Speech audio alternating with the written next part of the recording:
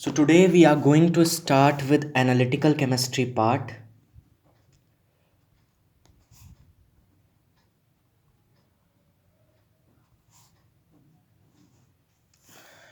तो analytical chemistry में हम क्या देखते हैं? एनालिटिकल केमिस्ट्री में हम कोई सॉल्ट लेंगे और एनालिसिस करते हैं कि इसमें कौन सा कैटायन है और कौन सा एनायन है।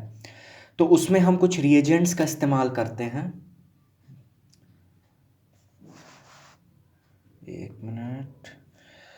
जैसे NaOH है, NH4OH है, यही आपके सिलेबस में इंक्लूडेड है। तो आइए शुरू करते हैं। सबसे पहले हमको ये ध्यान रखना है कि जितने भी कैटायंस होते हैं, ऑल कैटायंस आर कलरलेस।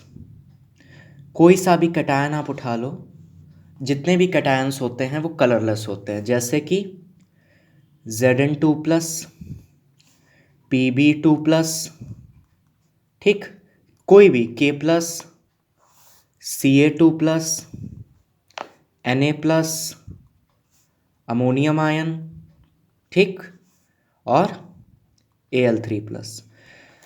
मतलब कुछ भी उठा लीजिए, ऑल कैटायंस आर कलरलेस। उसी तरीके से ऑल एनायंस जो होते हैं, जितने भी एनायंस होते हैं वो भी क्या होते हैं? कलरलेस होते हैं। All anions are colourless. जैसे कि SO4 2-, NO3-, Cl-, Br-, SO3-, और भी जो आपके दिमाग में आ रहे हो, एनायंस कलरलेस होते हैं। अब आपको जो याद करना है वो ये याद करना है कि 3 कैटायंस आपको याद करने हैं। ठीक, 3 कैटायंस हैं। 3 कैटायंस में है, पहला कैटायन हमारे पास जो है वो है फेरस। ठीक, फेरस मतलब Fe2+। Ferrous Fe2+। ये क्या होता है? ग्रीन कलर का होता है, लाइट ग्रीन कलर होता है इसका। लाइट ग्रीन कलर होता है।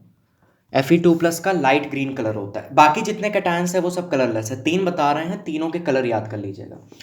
Fe2+ ग्रीन होगा, लाइट ग्रीन। फेरिक Fe3+, ये कैसा होगा? येलो होगा, ठीक। और तीसरा जो है वो है क्यूप्रिक दैट इज Cu2+। इसका कलर जो होता है वो होता है ब्लू। पढ़ा होगा ना, CuSO4 का कलर ब्लू होता है, वो ही बताएंगे कैसे होता है, ठीक है। तो आपको कैटायंस में ये 3 याद रखने हैं: फेरस, फेरिक, क्यूप्रिक। फेरस का कलर, Fe2+ का कलर ग्रीन या फिर लाइट ग्रीन। फेरिक का कलर, Fe3+ का येलो। क्यूप्रिक का, Cu2+ का ब्लू, ठीक है। अच्छा, अब एनायंस की बात कर लेते हैं। तो एनायंस की जब हम बात करते हैं यहाँ पे, तो एनायंस में आपको खाली 2 एनायंस याद रखने हैं। 2 एनायंस आपको याद रखने हैं। एक तो है हमारे पास MnO4-, ठीक। इसका कलर क्या होता है? पिंक, या कहीं कहीं पे पर्पल भी दिया रहता है, पिंक पर्पल आप कह सकते हो, ठीक। पोटेशियम पर मैंगनेट कैसे बनता है? यही तो एनायन होता है उसमें। पोटेशियम तो कैटायन होता है। कैटायन का कलर क्या होता है? कैटायन का तो कोई कलर ही नहीं होता है। K+ का कलर क्या है? देखो, कलरलेस, ठीक है। कैटायन का कोई कलर नहीं होता है। MnO4- का कलर होता है पिंक पर्पल। इसकी वजह से KMnO4 कैसा होता है? पोटेशियम पर मैंगनेट, ठीक है, पिंक होता है। अच्छा, दूसरी चीज हमको क्या याद रखना है? Cr2O7 2-। डाइक्रोमेट का कलर क्या है? ऑरेंज। बस ये 2 एनायन याद रखने हैं, ठीक है। MnO4- that is pink purple, and dichromate ion that is orange, ठीक है। अब देखो कि हम कलर कैसे डिटरमाइन करते हैं। मान लो कि मैंने आपको दिया जिंक नाइट्रेट का कलर, आप बताओ, ठीक है। जिंक नाइट्रेट का कलर आपको बताना है। तो जिंक नाइट्रेट किससे बनता है? देखो कैसे बना होगा। Zn2+ और NO3-, ठीक है। अब ध्यान दो, जिंक 2+ का कलर क्या था? जिंक 2+ का कलर कलरलेस। Zn2+ का कलर क्या था? कलरलेस। तो Zn2+ कलरलेस है, और ये एनायन जो था इसका कलर क्या था? Colourless. All anions are colourless, केवल डाइक्रोमेट और परमैंगनेट को छोड़ करके, तो ये भी कलरलेस। तो जिंक नाइट्रेट कैसा हो जाएगा? कलरलेस भाई। हो जाएगा कि नहीं हो जाएगा? ठीक, आ रही कुछ बात समझ में? उसी तरीके से मान लीजिए कि हम आपसे पूछें कि कॉपर सल्फेट का कलर क्या होगा, बताओ भाई, एक मिनट। आपसे अगर हम पूछें कि कॉपर सल्फेट का कलर क्या होगा, तो ये बना कैसे होगा? देखो, ये बना होगा Cu2+ और SO4 2- से। ठीक, दो दो कैंसिल, CuSO4 बन गया। Cu2+ का कलर क्या था? ब्लू। SO4 2- का कलर क्या था? कलरलेस। तो ये इसका कलर क्या हो जाएगा? इसका कलर हो जाएगा ब्लू। उसी तरीके से अगर हम आपसे पूछें कि भाई FeCl3 का कलर क्या होगा, बताओ। FeCl3 का कलर क्या होगा? तो कैसे बना होगा यार? Fe3+ Cl-। ठीक है, अच्छा, अब Fe3+ का कलर क्या था? येलो। याद कर लो, याद कर लो, अभी याद कर लो। Cl- का कलर कुछ नहीं, कलरलेस था। तो यहां पे जो हमारे पास कंपाउंड बना वो कैसा होगा? येलो कलर का होगा, पीले रंग का होगा। ठीक, अब इसी तरीके से अगर हम लेड सल्फेट की बात करें, PbSO4 की, तो बताओ भाई, यहाँ पे क्या होता है? Pb2+ SO4 2-। ठीक, दो दो कैंसिल, PbSO4 बनता है। ये भी कलरलेस, ये भी कलरलेस, तो PbSO4 कैसा हो जाएगा? PbSO4 हमारे पास हो जाएगा कलरलेस। ठीक है, अब मान लो मैं कहूं कि FeSO4 का कलर बताओ, अब ये खुद से बताओगे FeSO4 का क्या कलर होगा, कैसे बनेगा? Fe2+ SO4 2-। ठीक, ये हो गया। अब यहां पे क्या आया? हमारे पास आया FeSO4। ठीक, दो दो कैंसिल हो गया। अब Fe2+ का कलर क्या था? Fe2+ का कलर क्या था? ग्रीन। SO4 2- कलरलेस था, तो इसका भी कलर क्या हो जाएगा? ग्रीन, या फिर लाइट ग्रीन कह सकते हो।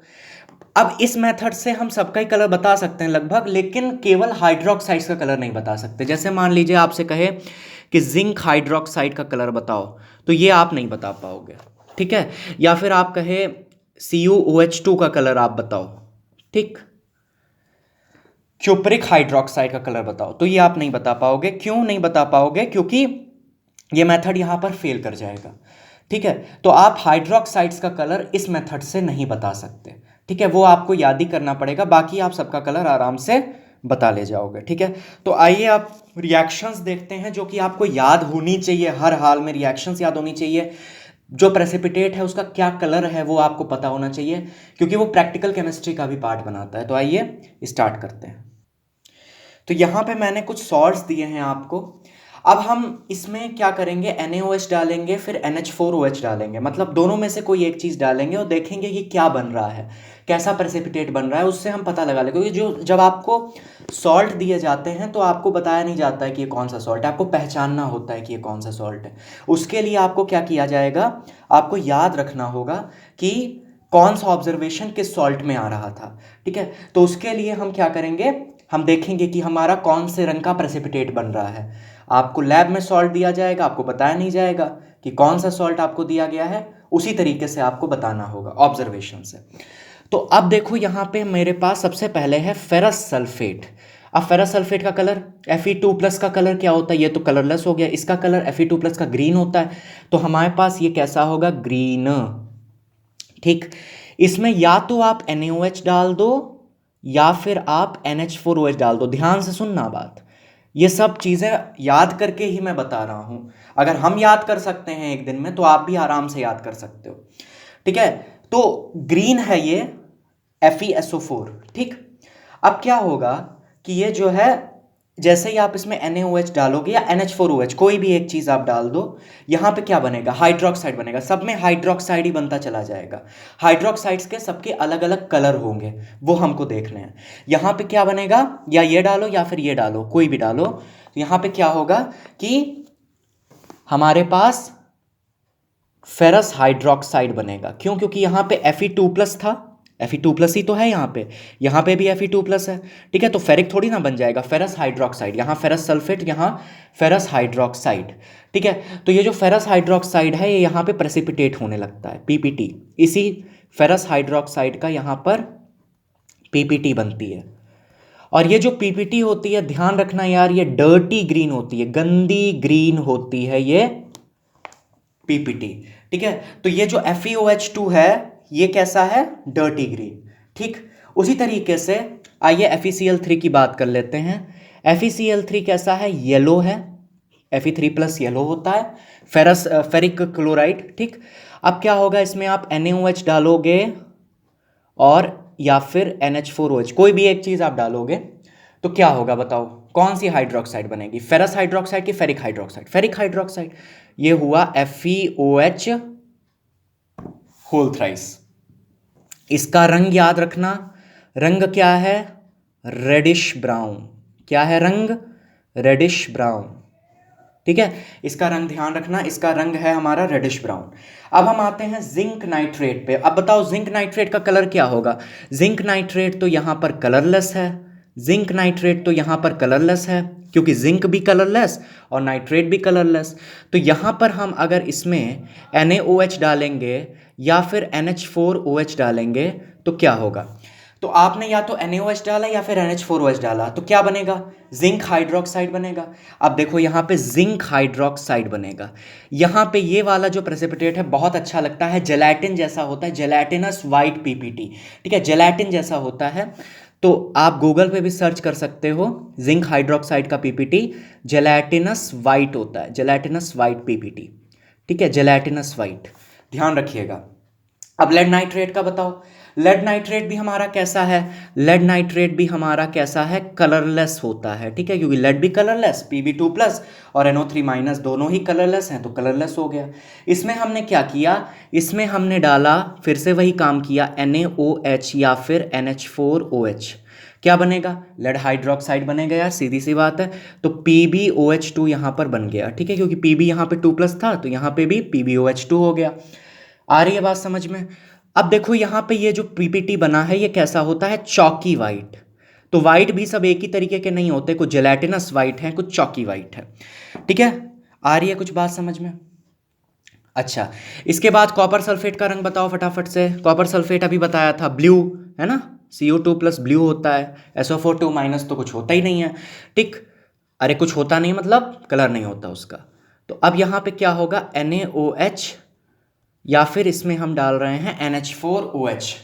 तो अब यहां पे क्या बनेगा, अब यहां पे क्या बनेगा, अब यहां पे बनेगा क्यूप्रिक हाइड्रोक्साइड। अब ये जो क्यूप्रिक हाइड्रोक्साइड होती है ये पेल ब्लू रंग की होती है, कैसी होती है, पेल ब्लू। ये गाढ़ा ब्लू था, ये कैसा हो गया, हल्का सा ब्लू, पेल ब्लू, ठीक है। कैल्शियम नाइट्रेट की बात करें, ये कैसा है, कलरलेस होगा, क्योंकि कैल्शियम भी कलरलेस और नाइट्रेट भी कलरलेस। अब इसमें है थोड़ा सा डिफरेंस है, इसमें क्या है, थोड़ा सा डिफरेंस है। इसमें हम NH4OH नहीं डालेंगे, क्योंकि उससे कोई रिएक्शन यहाँ पे नहीं होगी। क्यों नहीं होगी वो भी बताएंगे। यहाँ पे हम क्या डालेंगे, NaOH, क्या बनेगा, कैल्शियम हाइड्रोक्साइड।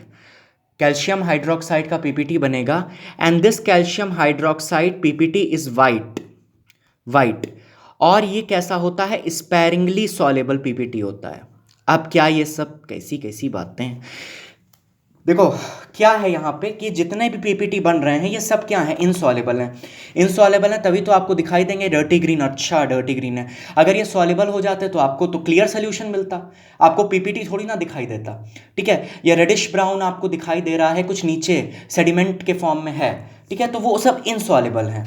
लेकिन यहाँ पे ये जो पीपीटी बना भाई, ये जो पीपीटी यहाँ पे बन रहा है कैल्शियम हाइड्रोक्साइड का, ये वाइट है, वाइट पीपीटी है, लेकिन थोड़ा बहुत सॉलेबल भी है। ये सब इनसॉलेबल हैं लेकिन ये थोड़ा सा सॉलेबल है, स्पेरिंगली सॉलेबल है, ठीक है। तो ये बात समझ में आ रही है। अब प्रश्न ये आ सकता है कि जो हमारा कैल्शियम नाइट्रेट है वो NH4OH के साथ कोई रिएक्शन क्यों नहीं शो करता, NH4OH के साथ कोई रिएक्शन क्यों नहीं शो करता। क्यों नहीं कैल्शियम हाइड्रोक्साइड बनाता है? तो देखो यार, यहाँ पे ये जो है ना, ये वीक बेस होता है, वीक एल्कली होता है, ठीक है ना। तो वीक एल्कली है, बेस का काम क्या होता है? बेस का काम होता है वो OH माइनस आयन सप्लाई करता है, ठीक है। अब ये जो है हमारा वीक बेस है, तो कम OH माइनस आयन सप्लाई कर पाएगा। कैल्शियम हाइड्रोक्साइड बनने के लिए बहुत सारे OH माइनस आयंस चाहिए होते हैं, ये कम OH माइनस आयन सप्लाई कर रहा है, जिसकी वजह से कैल्शियम हाइड्रोक्साइड यहाँ नहीं बनता। NaOH स्ट्रॉन्ग बेस होता है, स्ट्रॉन्ग एल्कली होता है, बहुत ढेर सारे OH माइनस सप्लाई कर देता है, जिसकी वजह से कैल्शियम नाइट्रेट कैल्शियम हाइड्रोक्साइड में कन्वर्ट हो जाता है, ठीक है ना। आगे बढ़ते हैं। अब देखो यहाँ पे हमारे पास क्या है, हमारे पास है फेरस हाइड्रोक्साइड। फेरस हाइड्रोक्साइड जो हमारी बनी, इसमें हम फिर से क्या करेंगे, NaOH एक्सेस में डालेंगे, ठीक। फेरस हाइड्रोक्साइड की ये जो डर्टी ग्रीन पीपीटी बनी, इसमें हमने क्या किया, फिर से NaOH डाल दिया। मतलब जिससे भी हम रिएक्शन करा रहे थे, हमने या तो NaOH से कराई होगी या NH4OH से कराई होगी, तो वही चीज़ हमने फिर से डाल दी। मतलब अब क्या करा, हमने एक्सेस में डाला इसको। तो एक्सेस में हमको क्या दिखता है, ये भी ध्यान रखने योग्य बात है। एक्सेस में हमको क्या दिखेगा कि ये जो पीपीटी है ना, यहाँ पर ये जो बनी है, ये इनसॉल्युबल है। मतलब इस पर कोई प्रभाव नहीं पड़ेगा, जैसी थी वैसी रहेगी, ठीक है, ये सॉल्युबल नहीं होगी। उसी तरीके से अगर इसमें भी आप NaOH एक्सेस में डालोगे या NH4OH आप एक्सेस में डालोगे, तो यहाँ पे भी जो प्रेसिपिटेट बना है वो सॉल्युबल नहीं होगा, वो इनसॉल्युबल ही रहेगा, ठीक है, एज इट इज़ रहेगा। रेडिश ब्राउन को रेडिश ब्राउन दिखता रहेगा। लेकिन यहाँ पे जब आप NH4OH या NaOH जिससे भी रिएक्शन चल रही हो उसको और ज़्यादा डालोगे, तो फिर क्या होगा कि ये जो है डिज़ोल्व कर जाएगा। ये जो जेलेटिनस वाइट पीपीटी यहाँ पे बना है, ये क्या कर जाएगा, डिज़ोल्व कर जाएगा और हमको क्लियर सोल्यूशन मिल जाएगा। समझ में आ रही बात? ये पहले हमको जेलेटिनस वाइट पीपीटी नीचे देखने को मिल रही थी, अब जैसे ही हमने NH4OH या NaOH और ज़्यादा डाला, एक्सेस में डाला, तो ये डिज़ोल्व हो गई पीपीटी और हमको क्लियर सोल्यूशन देखने को मिला। इन दोनों केसेस में NH4OH या NaOH एक्सेस में डालने पर डिज़ोल्व नहीं हो रही थी पीपीटी, ठीक है। आगे बढ़ते हैं। यहाँ पे हमारे पास देखो लेड हाइड्रोक्साइड है। जब लेड हाइड्रोक्साइड में हम NaOH एक्सेस में डालेंगे तो क्या होगा, यहाँ पे थोड़ा सा अंतर है। यहाँ पे अगर हम NaOH एक्सेस में डालते हैं, NaOH डालेंगे तो क्या होगा, ठीक है। तो यहाँ पे अगर हम NaOH डालेंगे तो यहाँ पर हमको क्लियर सोल्यूशन मिल जाएगा। NaOH डालोगे तो यहाँ पे क्लियर सोल्यूशन मिलेगा, लेकिन अगर NH4OH डालोगे तो क्लियर नहीं मिलेगा। ये जो चॉकी वाइट पीपीटी बनी है ये इनसॉल्युबल ही रहेगी, एज इट इज़ हमको दिखती रहेगी। लेकिन NaOH डालोगे तो ये चॉकी वाइट पीपीटी डिज़ोल्व कर जाएगी और हमको क्या मिलेगा, क्लियर सोल्यूशन मिल जाएगा। उसी तरीके से अगर हम बात करें क्यूप्रिक हाइड्रोक्साइड की, तो यहाँ पे हमारे पास जो ये क्यूप्रिक हाइड्रोक्साइड है, इसमें भी दो कंडीशन बनती हैं। दो कंडीशन क्या बनेंगी, अगर आप NaOH डालो या फिर आप NH4OH डालो। अब अगर आपने NaOH डाला तो यहाँ पे जो ये पीपीटी है ये इनसॉल्युबल रहेगी। मतलब उसका उल्टा, जो पीछे वाले का था उसका जस्ट उल्टा। NaOH में आप डालोगे तो ये जो पीपीटी है ये इनसॉल्युबल रहती है, पेल ब्लू ही दिखेगा। NH4OH में आप डालोगे, एक्सेस में आप NH4OH डालोगे तो सॉल्युबल हो जाएगी और हमको क्या देखने को मिलता है, डीप ब्लू कलर का सोल्यूशन देखने को यहाँ पर हमें मिलता है। तो ये जो पीपीटी है ये सॉल्युबल हो गई और डीप ब्लू कलर का हमें सोल्यूशन यहाँ पे देखने को मिलता है। क्या कुछ बात आ रही है समझ में? यहाँ पे देखो, हम NaOH एक्सेस में डालें या NH4OH एक्सेस में डालें, पीपीटी सॉल्युबल नहीं है इन दोनों केसेस में। इसमें क्या हुआ कि हमने NaOH या NH4OH अगर एक्सेस में डाला तो हमको ये जेलेटिनस वाइट पीपीटी देखने को अब नहीं मिलेगी, सॉल्युबल हो जाएगी, क्लियर सोल्यूशन मिलेगा। इसमें दो केसेस बने, अगर NaOH डालोगे तो क्लियर मिलेगा, NH4OH डालोगे तो पीपीटी इनसॉल्युबल रहेगी। इसमें अगर NaOH डालोगे तो पीपीटी इनसॉल्युबल रहेगी, NH4OH डालोगे तो फिर सॉल्युबल हो जाएगा, डीप ब्लू कलर का हमको सोल्यूशन देखने को मिलेगा। उसी तरीके से अब आखिरी वाले पे आ जाते हैं भाई। आखिरी वाला चलो यहाँ पे लिख लेते हैं, आखिरी वाला यहाँ पे लिख लेते हैं, कैल्शियम नाइट्रेट। कैल्शियम नाइट्रेट में हमने क्या किया था, हमने किया था कि भाई NH4OH से रिएक्शन हो नहीं रही थी, NaOH डाला था। जब आपने NaOH इसमें डाला था तो क्या बना था, NaOH डालने पे कैल्शियम हाइड्रोक्साइड बना था, CaOH2 बना था, which was white and sparingly soluble. NH4OH का तो यहाँ झंझट ही नहीं, NH4OH तो CaOH2 बना ही नहीं पाएगा। तो अब हम NaOH को फिर से डालेंगे अगर, तो क्या होगा, जैसे ही आपको ये वाइट स्पेरिंगली सॉलेबल पीपीटी आपको मिलेगी ना, उसके बाद आप फिर से NaOH डालो। जैसे ही आप फिर से NaOH डालोगे एक्सेस में, तो क्या होगा कि ये जो पीपीटी है इसका क्या होगा बताओ, ये पीपीटी इनसॉलेबल है। NaOH आप एक्सेस में डालोगे तो ये पीपीटी कैसी रहेगी, इनसॉलेबल। ठीक है, तो ध्यान रखिएगा इस चीज़ को। आपने कैल्शियम हाइड्रोक्साइड में फिर से जब आप NaOH मिलाओगे तो ये जो वाइट स्पेरिंगली सॉलेबल पीपीटी थी, वाइट पीपीटी स्पेरिंगली सॉलेबल, ये एज इट इज़ बनी रहेगी, इनसॉलेबल रहेगी। ठीक है, तो ये हमारे पास एनालिटिकल केमिस्ट्री पूरी होती है। आज ही हम स्टार्ट करेंगे HCl भी।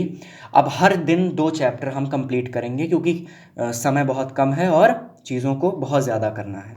ठीक है, तो पढ़ाई करते रहें, रिवीजन करते रहें, और अगर ये ना याद हो रहा हो इसके बाद भी, वैसे याद हो गया होगा आपको, रिवाइज करिए, ना याद हो रहा हो तो चिपका लीजिए कहीं पे। ओके।